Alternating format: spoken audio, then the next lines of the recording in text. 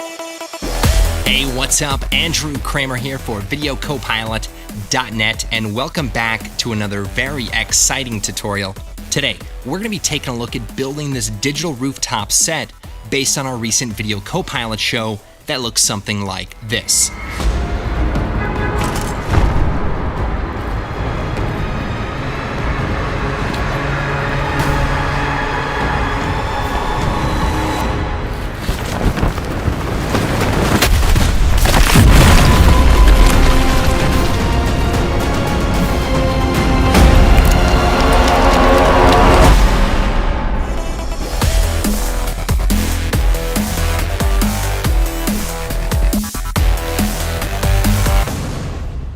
Amazing.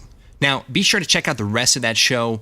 Lots of cool behind the scenes action on how we put together the entire sequence. Right now, we're going to build this virtual rooftop set inside of After Effects using Element 3D and the most amazing model pack ever made.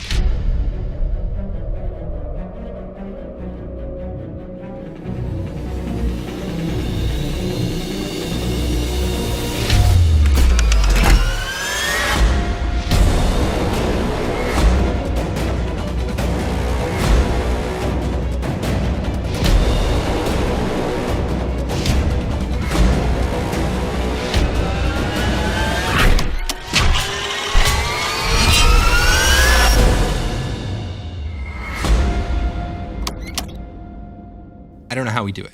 Now, even if you don't need a rooftop scene, we're actually going to be covering a bunch of tips and techniques involved in building virtual sets, using digital props. We're going to be setting up a global illumination style lighting with shadows, ambient occlusion, and we're going to even make the ground kind of look like it's wet. So lots of cool tips and tricks. We've got a lot to do. So unlike the guys outside that are supposed to be working on my roof, let's go ahead and get started. All right, we'll come over here and create a new composition. We'll call this roof scene. Make it 1080p. This looks good. We'll hit OK. Then let's create a new solid. We'll call this E3D roof and hit OK.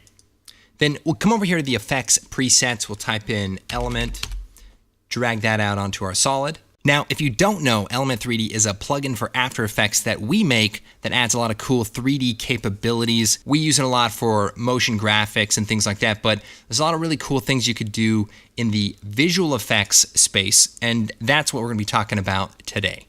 All right, let's click on the scene setup, and let's take a look at this rooftop toolkit. So I've got it installed. You can download it from the website videocopilot.net, and once you install it, you will see the rooftop toolkit, which looks like this. So we can just click on an object here, and there it is. An amazing looking vent of some sort. Now I'm going to change the environment map. So we'll come over here to the presets, environment, and we'll go to the basic 2K and just use this outdoor looking scene, which is just nice because it kind of has a building in it, and rooftops make sense. Okay, so you could hit N and kind of see the environment that we're reflecting. And I'm also going to turn off draft textures. Perfect. Let's take a look at a couple of these models. So we've got this vent here. Looks really nice. 2K textures. Move that out of the way. We'll load, let's see here. We've got the barrel. I'm also going to turn the light down, actually. So what I like to do is only work in a PBR, a physically based environment. So what I'll do actually is just turn up the brightness and the gamma just a little bit.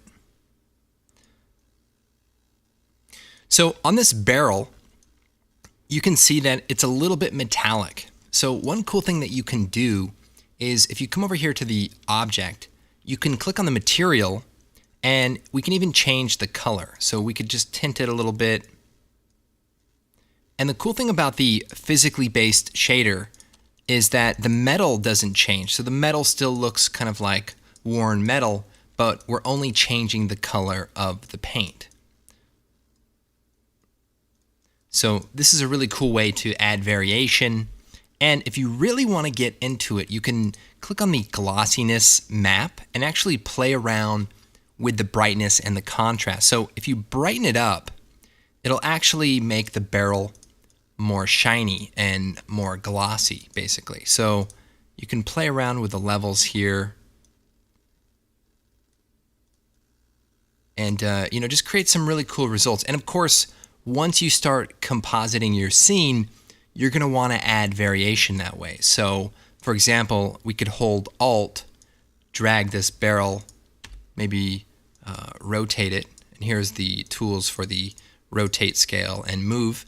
And maybe here we could change the color. Now, if I change the color of the barrel, it'll change both of them. But if I right-click and choose duplicate and replace, it makes a copy.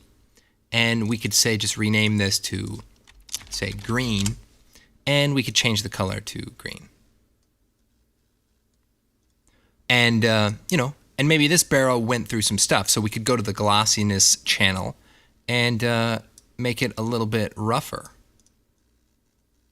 So just cool ways to add variation to these models. Also, cleaning house, right-click, remove unused. Good idea. Let's take a look. So we've got some air ducts. Look at this thing, very cool, very rustic, okay? We've got some pipes. These are really cool. So another cool thing that we tried to do was make the models really versatile. So, for example, you can, you can go here, turn off the support, hit D, or just turn the switch off here, and just have the pipes by themselves. And also, if you go to the mesh view, which is this button right here, you can actually see all of the pieces. So what you can do is if you control click on a mesh, you can hit D or turn off the switch here and disable it. So you can actually go through and create variations. You can even say click a few of these pieces here, disable them. You can also disable multiple. So if you were to say hold Control and Shift, get rid of multiple. Now, if I want to solo these, I can actually hold down Alt and see I have all of them selected here. I can hold Alt down and click on one, and it will solo all the ones that are selected. So just think about what you could do in terms of building blocks as you break these components up and turn them into your own sort of creation. Now we've also got a beacon light, which is pretty cool, and there is a barrel set. So we've already put a few barrels. That green barrel, man, it just seen some stuff, man. And this is a really cool element. You can also turn on the ambient occlusion inside of the UI just to kind of give it a little bit of shading. So check this out. So that looks really cool. I'm just holding down Shift and dragging the background. Looks like we've got an old looking antenna with some lights on it. We've got a door. And one cool thing about this is if you do go to the mesh view, we can see the door here. Now I see that the door is rotating around the center, and I want it to rotate from the side here. So what I can do is go to the move tool and then click on this lock anchor. And then I can move the anchor point over. I can say go to a front view, or so maybe a back view. And I can move the anchor over just like that, then uncheck that, go back to the perspective view, and now if I take the rotation tool, the door opens up nicely. And I can show you some cool ways to animate that as well. So anyway, this is just a brief overview of the rooftop pack, and of course this great air conditioning unit that will keep you nice and frosty. So let's build our rooftop. What we're going to do is create a plane. So we'll come over here, create a plane, and let's make this 5 by 5. Now, we're going to be using this really cool rooftop texture that has some really nice detail in it. So what I'll do is I'll switch back to material view, click on the new material, and this is just a basic material that's completely reset. And what I'll do is I'll take my textures and drag them right into the slot. So we'll drag the roof texture into the diffuse, and we'll take the roof texture normal and put that into the normal slot. Now, you can see it's got a bunch of kind of bumpiness to it, so we'll turn the normal down to maybe 5. And And we just want it to be really, really subtle. And I'm also going to add some detail because I've actually created this as a tiled texture. So what I'm going to do is click on the object, come over here to the UV mapping, and it's already set to UV, so we'll set the repeat up to 2. So as I increase it, you see that it just adds more tiling. So let's set that to, say, 2.5 and 2.5. That's nice. And now it's pretty glossy, right? This is not looking right. So one thing I could do is I could turn the glossiness down. And as I do that, it becomes a little bit more matte or a little bit more diffused. But I don't want it to just be all diffused. I want it to have some detail. So what I can do is I can actually use the diffused texture and put it into the glossiness map slot. So if I hold down Alt, drag that onto the glossiness map, and then go inside of it and then turn the brightness up a bit, check this out. You see right here, we're really transforming the way that this surface looks. So we can see here now that we have areas that are really diffused, and then we have areas that are a little bit more glossy, almost like it's a wet surface. So we can basically play around with the bias by playing around with the level control. And you have things like saturation and contrast that can help really refine it. And you can also even invert the map, which will give you, a different look altogether. But I think something like this is actually really nice. All right, so let's go ahead and start adding some of our digital props. Now, just to clean up, let's go ahead and remove any of the unused materials, and we'll even rename this material. And just to be clear, I'm only pretending to be organized for the sake of this tutorial. Okay, so we'll come over here to some of these roof props. We have this air duct. Let's just bring this out here. And let's set this up as our orientation. So we're looking this direction. And using WER, we can move these things around. We can come over here, scale them up a bit. And let's hold Alt and drag this. We'll rotate this and scale it up. So I want the camera to sort of be almost like this. Move this closer here like that. And let's add some of these pipes. So we'll put these pipes out here. By the way, I'm holding down Shift for it to lock to an angle. And maybe we'll just turn it that way. Scale it up a bit. And maybe we'll throw a few of these ducts out here. Maybe one here. Maybe we'll put one over here and make it larger. So we're just trying to fill up the scene a bit. We'll take one of these large AC units. Place one here. Another cool thing you could do, you can just maybe stick it through the ground. Like, almost just as a way to add detail. It's almost as if you're just throwing random props around just to make the shot look cool. Who would do that? Now, I'm not joking, but I recently just figured out this feature in Element, is that if you're sort of behind the gizmo, and you can move it up and you can move it side to side, but you can't quite get to that other gizmo, and you have to move the camera to get to it. Well, check this out.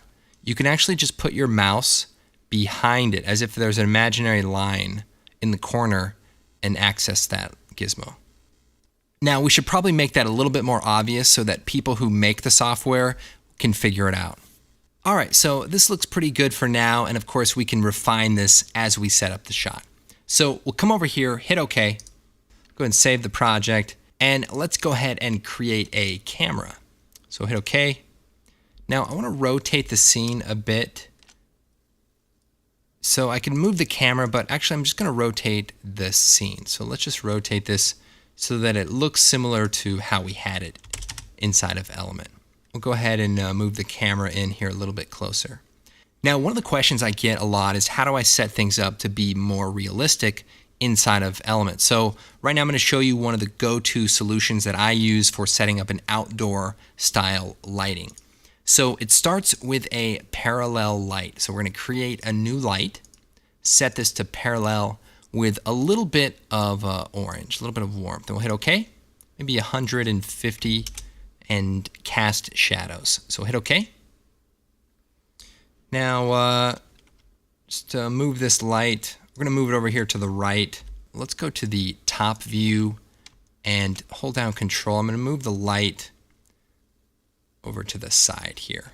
So here's our camera. We're looking this way. Our light is coming from the right.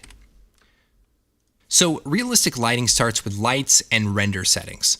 So let's come down here to the render settings, and we'll come over here to the shadows, and we're going to enable the shadows. And so right away, we're already getting somewhere with our shadows. Now, what we can do is increase the shadow map resolution. Now, if you have a good graphics card, you can also switch this to ray traced. Now, because the scene is not too complex and these models are really well optimized, ray tracing can actually be pretty fast when you're not doing diffused or soft shadows. So in this case, we're doing a really hard sort of sun-like shadow. So this actually helps make it more realistic and keeps our render times under control. Now, the other thing is ambient occlusion. So what we could do is enable ambient occlusion, and we're going to change it from screen space to ray traced. Now, this is not going to be as fast to render as screen space ambient occlusion, but it looks a lot better. Now, what I like to do is turn the blur down to about 0.2. You really want to have sharp and crisp ambient occlusion. So we can come down here to the output and look at the ambient occlusion, and you can see what that's doing, and it kind of has a nice, almost like a global illumination look to it, like a skylight. And this is just a nice look to this rooftop scene. So we'll go ahead and switch this back. Let's take a look at a couple of the ray trace settings. So here we have the max distance. And if we turn this down, you can basically see it can create really, really tight ambient occlusion or really, really wide ambient occlusion. So depending on your scene, you maybe want it to be soft and maybe you just want it to be contact shadows. So in this case, we're going to do something kind of in between, maybe 35, that looks pretty good.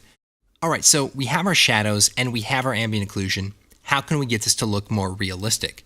So if we come up here to the lighting, even if I disable the comp lights, Element 3D gets a lot of its material lighting from the physical environment. So if I turn the brightness up or the gamma, or even if I rotate the environment, it changes the look of the materials. Now, if I show the environment in the background, you can actually see how it affects the materials. And this is all before I have even turned on any lights.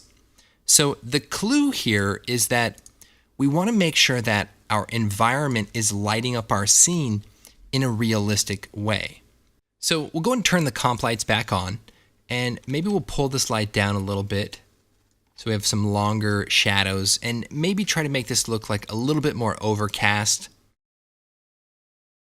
We'll turn up the gamma here and turn up the exposure a little bit. All right, so I think we've got a pretty good start on our rooftop setup. So let's go and put the camera into position, and let's go and start adding our background elements. So we'll come over here to the project. I've got a couple of things already pre-made. We've got some background buildings that we can scale down. We've got some intermediate buildings. Put those right underneath the Element 3D layer and scale them down. And having your backplate actually helps a lot to start figuring out the perspective and the balance of the shot. So, you know, when you have perspective lines like this, you want to try to match those. So, you know, figuring out all of the angles and things like that.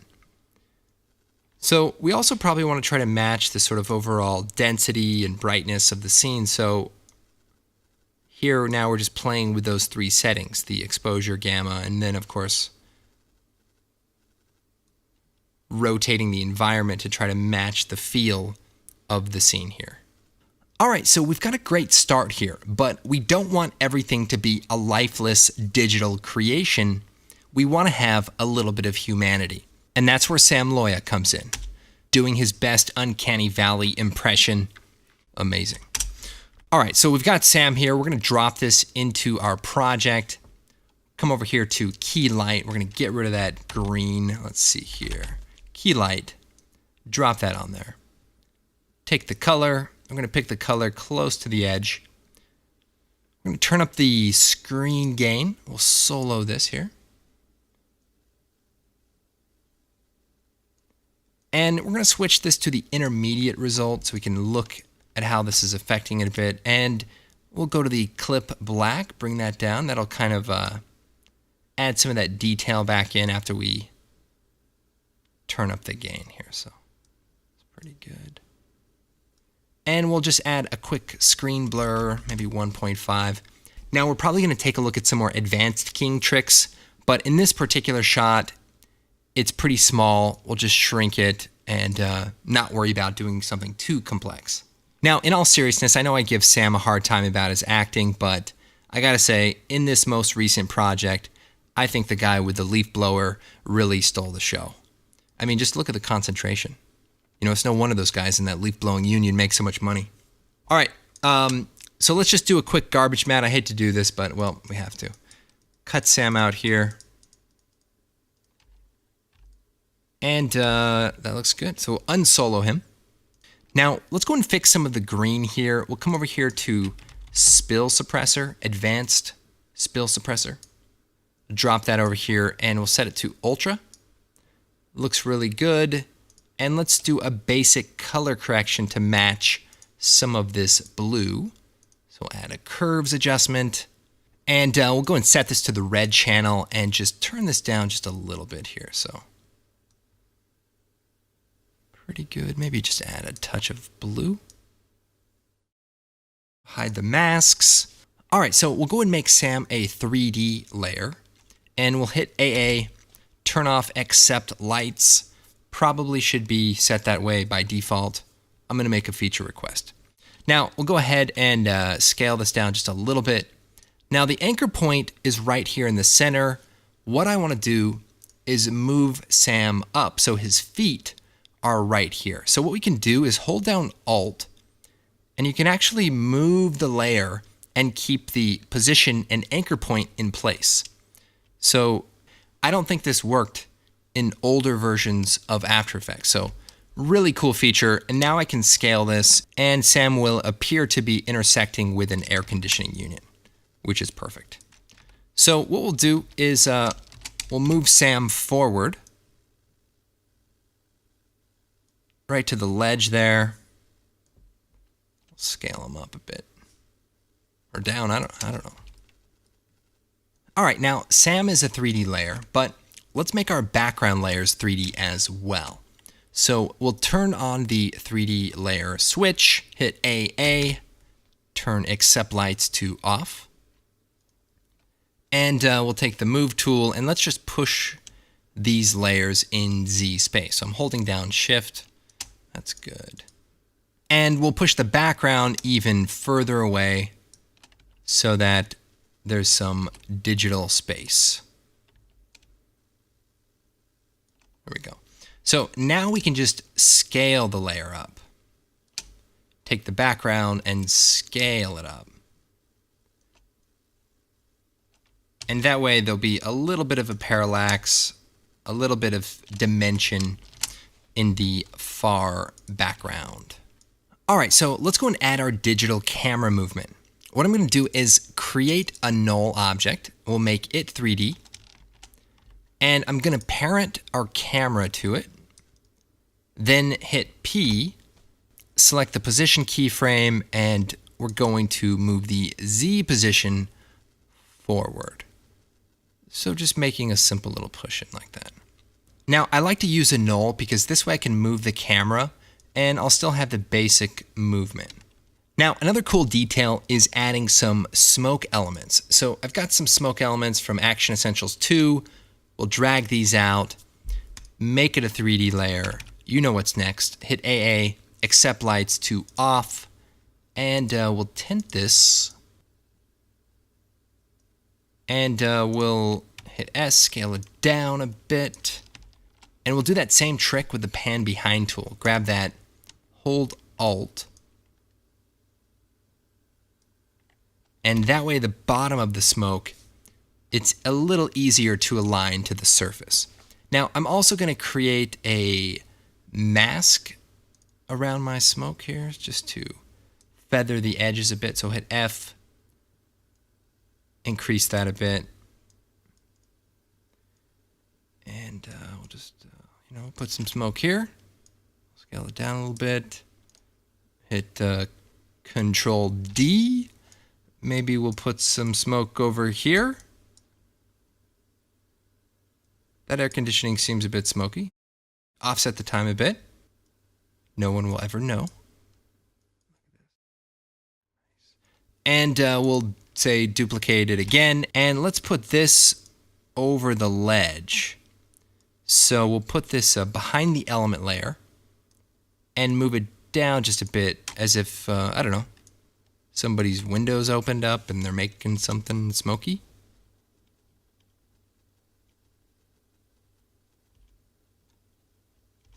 Nice. Maybe some more foreground smoke. I think it's always good to mix in some live action elements, even if it's really, really faded. Like even if it's just barely noticeable. One thing I was going to talk about was giving the surface a little bit more of a wet, sort of watered down look. So what we could do is jump inside here and let me show you how you can actually create a reflection plane. So if we select our plane model and go to the glossiness and maybe just turn the glossiness up just a little bit. And here we can see it somewhat reflecting the environment, but we're not really reflecting the objects yet. So for example, right here, we can see it's not really reflecting. So what I'll do is just right click on the plane and choose Reflect Mode, Mirror Surface. And so what that does, as you can see there, is it creates a bit of a mirrored reflection. Now I could turn up the, turn the map down a bit, maybe even turn up the reflection, the actual reflection, just to make it a little bit more apparent. But I think this is cool where you can just kind of create pockets of water, essentially, that are more reflective, but doesn't look like it's completely wet. So I think something like that is pretty cool. All right, so let's hit OK. Let's take a look. So that looks nice. You can see now we're reflecting that a bit. And again, we can tweak the environment and move that around. And of course, we could duplicate Sam and make him reflect a little bit as well. But frankly, I'm just going to probably cut him from the scene altogether. Let's just do that now. In fact, you know who we should add? Let's see here. Let's go to the star pack and let's just add this guy. I'll scale him down a little bit. Let's see here. See, now we're talking. And maybe what we could do is let's reset the position and let's drag it out of the group folder and put it on group 2. So when they're on separate groups, it just makes it a little easier to animate. So huge BB-8 here now is on group 2, right? So what we can do is scale him down here, and he's already rigged up. So we could create a null object, okay? What is this tutorial about? I don't even know anymore. But see, I can move him around a bit. That's cool. And if I go to the auxiliary channel, you can actually play around with the rotation. And I think on just the different So there's his head there.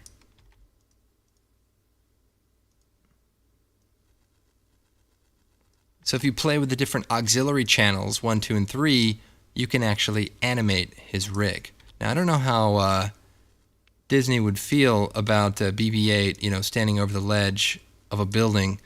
Disney will probably send me a letter about like robot suicide and, all that kind of stuff. So anyway, now speaking of the auxiliary channel, I got a little off track here. If we go back to the air conditioning here, and we select the AC unit, we could click on the mesh view. And I think if we hold Control and click, we can actually select the fan, right? And then I can rotate. See this? And what we can do is take that sub-object. Now, in order to animate it in After Effects, what we could do is click on the auxiliary animation, set it to channel 1. Now remember, we're on group 1, auxiliary channel 1. So then we hit OK. We'll close group 2, open group 1, go to the auxiliary channel for 1, and now, get ready.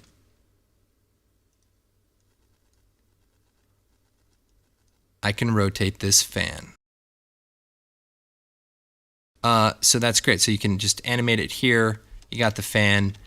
Works the same for other things, maybe helicopters or cars or other things that you need to animate simple things moving and you just want to be able to control all of the keyframes. It works pretty well. And by the way, you can download the Star Pack over at Video Copilot, so some really cool models in there. In fact, got a vaporator in here. I mean, that looks just like a rooftop element to me. Just stick that in there. Maybe, I don't know. Maybe we'll just make it a little darker. I honestly don't think anyone would know. All right, so this is definitely one cool way to use digital props in your films. And, as you're thinking about different things that you may want to use, keep this in mind. Let's imagine you had a real rooftop scene like this that you filmed, and maybe you wanted to add some additional objects. So what you could do is set up the scene the same way that we just set it up. And instead of using our ground that we created, what you can do is click on the material and go down to the advanced settings and turn on matte shadow. And what that does is it actually makes the ground transparent. So now you can basically place digital props into your scene. Now, in this particular scene, there's not really any hard shadows. It's very ambient lit. So I turned off the shadow lighting. But if you do need shadows, just check out the matte shadow control and you can play around with the darkness of the shadow. So in this case, we're just going to disable comp lights, and that looks pretty good. So you can imagine here now I've added in some nice digital props. Sometimes just having some cool things in the foreground, like some cool crates or some cool objects, just helps fill out the scene a little bit. Now, finally, I'll leave you with this tip, and that is the ability to use digital props to cover up bad acting. All right, guys, thanks so much for watching. I'm Andrew Kramer. Be sure to check out Element 3D. A lot of cool things you can do for motion graphics, and definitely some great things you can do in the visual effects department. And in the meantime, I'm going to do some color correction on this. I forgot. All right, once again, thanks so much for watching. Follow us on Twitter, Instagram, subscribe on YouTube, all that good stuff. We appreciate it, and we will see you next time.